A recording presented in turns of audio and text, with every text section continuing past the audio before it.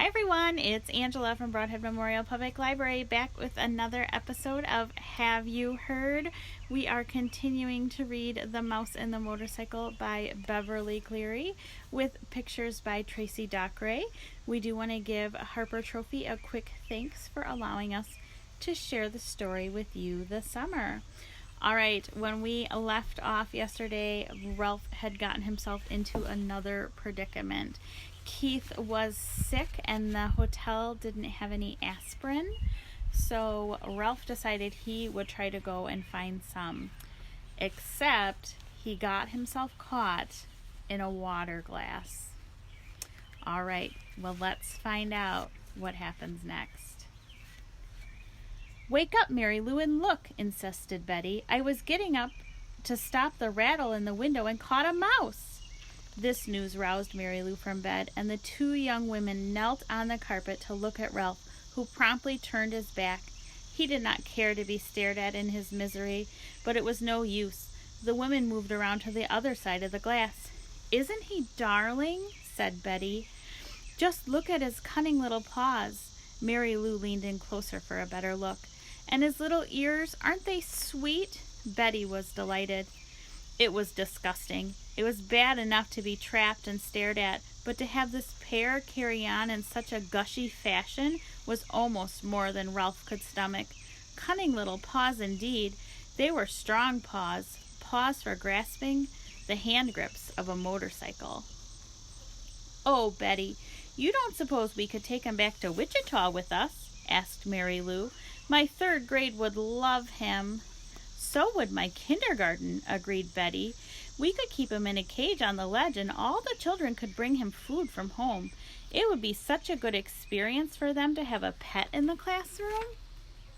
"Well," thought Ralph grimly, "I always wanted to travel." A cage in a kindergarten in Wichita, however, was not exactly the destination he had in mind. The minutes were slipping by dangerously fast. He had to do something. "Look!" he shouted through the glass in desperation. "Let me go. Please let me go. There's something terribly important I have to do." "He squeaked!" marveled Betty. "He's adorable!" squealed Mary Lou. It was no use. Young woman could not speak his language. Ralph was in despair. He thought of Keith tossing feverishly in his bed and of his family huddled in the mouse nest waiting for his safe return. "But I don't see how we could take him back to Wichita," said Betty sensibly. "We're driving to San Francisco and then to Disneyland before we start back. How could we carry him thousands of miles?" The two teachers looked thoughtfully at Ralph, who knew his fate depended on their decision. Was he to be carried to Disneyland and eventually to a ledge in a kindergarten room in Wichita? Or would they let him go? A third possibility crossed Ralph's mind. Perhaps they would leave him under the glass for the housekeeper to see. He hoped not. He did not think he could last that long. Already the inside of the glass was beginning to feel warm and airless. "I suppose we really shouldn't turn him loose in the hotel," said Mary Lou. "Mice are pests even if they are cute." The teacher not only destroyed Ralph's hope, she hurt his feelings as well, calling him a pest when he was on an errand of mercy. From the mouse's point of view, the teachers were the pests. "I know," exclaimed Betty suddenly, causing Ralph to look over his shoulder for a clue to what she knew. "I know how we could get rid of him without hurting him." The young teacher reached over to the bedside table where she picked up a picture postcard. She slid it carefully under the glass and under Ralph's feet so that now he was standing on a postcard. He noticed the picture was of a giant redwood tree, the same postcard all travelers bought when they came to California. "Now, what are you going to do?" asked Mary Lou. "Watch," Betty said carefully, as she lifted the postcard, Ralph, and the glass and walked across the room. Even though he knew it was useless, Ralph scrambled around in his tiny prison.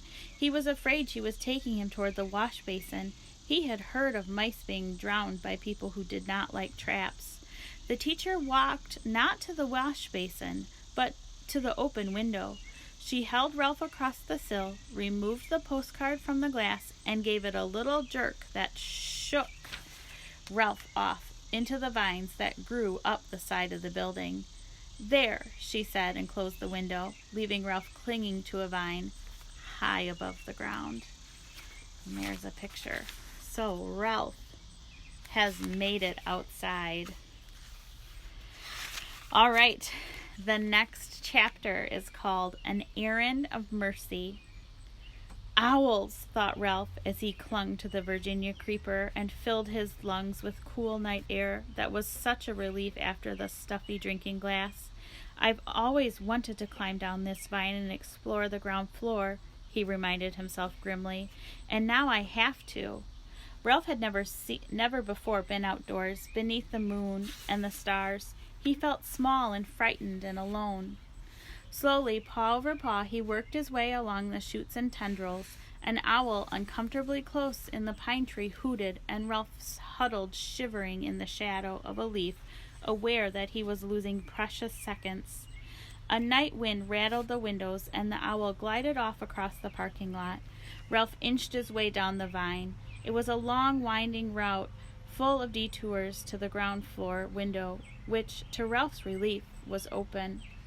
Upon reaching the sill, Ralph leaped to the floor of the room, in which 3 young men of college age were sleeping, 2 in beds and 1 sleeping in a bag on the floor. "An aspirin! I must find an aspirin," thought Ralph, darting under the bed. He bumped into a dust mouse which startled him. But he did not find an aspirin. He was in such a hurry he ran right over the man in the sleeping bag instead of taking time to go around. There, under the dresser, gleaming in the shaft of the moonlight, he saw a round white pill. He went closer. Yes, it really was an aspirin tablet. At last! Ralph was positive it was an aspirin and not some other pill, because it had letters stamped on it. Ralph could not read the letters, but he knew they stood for an aspirin. He had been warned about them often enough. Now all Ralph had to do was figure out how to get the pill upstairs to room 215. Telling him that in spite of all that had happened that night, it could not be much past 1 o'clock in the morning, Ralph half-pushed, half-rolled the aspirin tablet around the man in the sleeping bag to the door. He shoved it under the door and with great difficulty squeezed under himself. The first-floor carpet was thicker and of better quality than that of the second floor. Ralph worked his way with the aspirin down the hall to the lobby, where the night clerk was asleep on the couch. The glassy eyes of deer heads mounted on the knotty pine walls seemed to stare at Ralph. So did the giant eye of the television set. Slowly he moved his precious load across the lobby to the stairs, where he stopped. How could he manage to get the aspirin up those stairs? He picked it up and tried lifting it, even though he knew he could not reach the first step with it. The night clerk tossed on the couch and made a gobbling, snorting noise. Ralph dropped the aspirin in a panic and looked wildly about for a hiding place. With one terrified leap, he dived under the grandfather clock between the elevator and the stairs. It was immediately plain from the dust that no one ever cleaned under the clock. "Aha! Aha!" Ralph struggled to control a sneeze. Above him, the works of the clock began making grinding noises. "Achoo!" The sneeze could not be held back. Bong! The clock struck 1:30, forcing Ralph to clap his hands over his ears. How his famous ancestor, the one that ran up the clock, Hickory-Dickory-Dock, stood the racket, he did not know. Peeking out, Ralph discovered the night clerk had slept soundly through the din, so he ventured out from under the clock to continue his struggle with the aspirin tablet. Since carrying the pill up the stairs was impossible, Ralph had to find another way. The elevator? Ridiculous. A mouse could not run an elevator. Then, quite unexpectedly, a whole plan of action popped into his mind. Ralph had a genuine inspiration. First, he rolled the aspirin to a safe place behind the ashtray stand beside the elevator. Then, empty-pawed, he climbed the stairs to the second floor, ran down the hall to room 215, where he squeezed under the door. Keith was still half awake, his eyes glinting with fever under their lids. "Psst," said Ralph. "I've found an aspirin for you." Murmured Keith. "An aspirin tablet.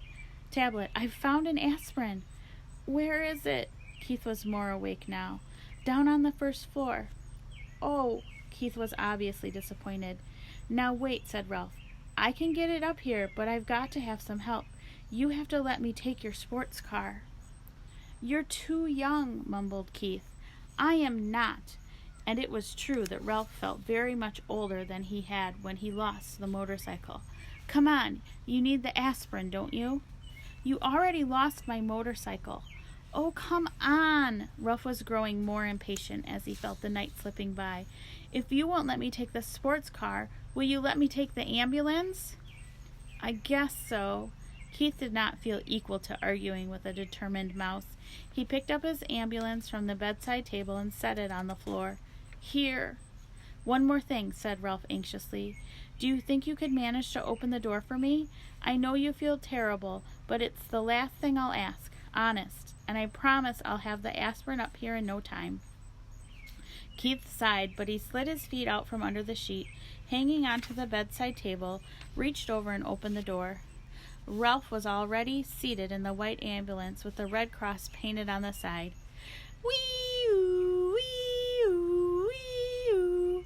He took the coroner into the hall on 2 wheels and sped down the bare floors between the wall and the carpet until he came to room 211. Here he slowed down, and then went wee-oo, wee-oo, wee-oo, good and loud. This carried him, as he had planned, to the elevator. Now was a crucial moment. Now he would find out if his plan was going to work. The little dog in room 211 began to whimper and then to bark, just as Ralph had planned.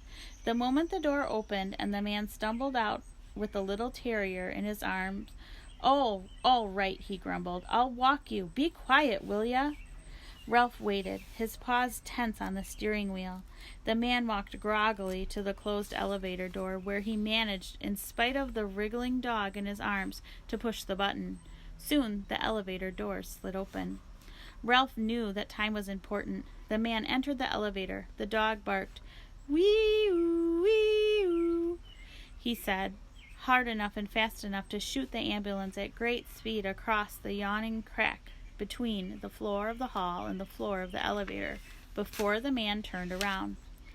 As the dog's owners turned, Ralph steered skillfully around his feet and parked the ambulance behind him. The man pressed the button, the doors closed, and the elevator actually began to descend.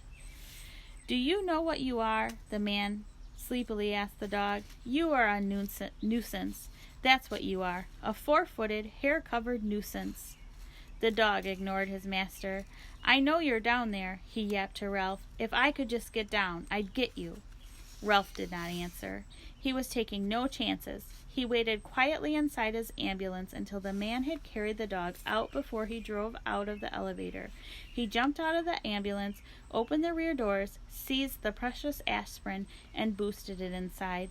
Slamming the doors, he ran around and jumped into the driver's seat. There was not an instant to be lost. Wee-oo, wee-oo. The ambulance moved toward the open elevator, but unfortunately, by this time, Ralph was slightly out of breath. The front wheels of the ambulance caught in the crack between the floor in the lobby and the floor of the elevator. The ambulance was stuck. Oh no, thought Ralph. Not now. I can't fail now. Wee-oo, wee-oo, he managed to gasp. The wheels spun, but the ambulance did not move. Ralph jumped out, put his shoulder to the rear of the vehicle, and pushed with all his strength. Nothing happened. In a moment, the man would be returning with his dog. Desperate, Ralph climbed back into the ambulance. He took a deep breath, so deep he thought his lungs would surely burst. Wee-oo, wee-oo, wee-oo. He made the sound as hard and fast and high-pitched as he could. The wheels spun. The ambulance moved slowly at first, and then as the tires got a grip on the floor of the elevator, it shot out of the crack and across the elevator and hit the rear wall with a bump. Ralph collapsed over the steering wheel, limp with relief, just as the man came back through the lobby with his dog. I guess some boy lost his toy ambulance, muttered the man, more awake now, as he stepped in and pressed the button. Toy, thought Ralph indignantly. This ambulance is carrying medical supplies to the sick. Boy, my foot, yapped the terrier. "It's a dastardly mouse. Let me down and I'll get him." Ralph did not try to answer. He was saving all his breath now to get the ambulance across that crack once more. The man slapped the dog lightly on the nose and said, "Be quiet. I took you outside, didn't I?" Fortunately, the elevator door stayed open behind the man as he walked out, so Ralph had no trouble driving the ambulance out and down the hall to room 215. The door had blown shut, but he didn't care. He jumped out of the ambulance and ran around to the back, where he unloaded the aspirin, shoved it under the bedroom door, and squeezed underneath it. "Hey, Keith, I've got it!" Ralph was filled with triumph. "I've brought you an aspirin." All right. Well, I think we are going to stop there for the day. We have one more chapter of The Mouse and the Motorcycle left, so we'll finish that tomorrow. If you have been participating in our summer reading program, you can go ahead and write down 15 minutes of reading time for today. All right. Have a fantastic day, and we'll see you tomorrow. Bye.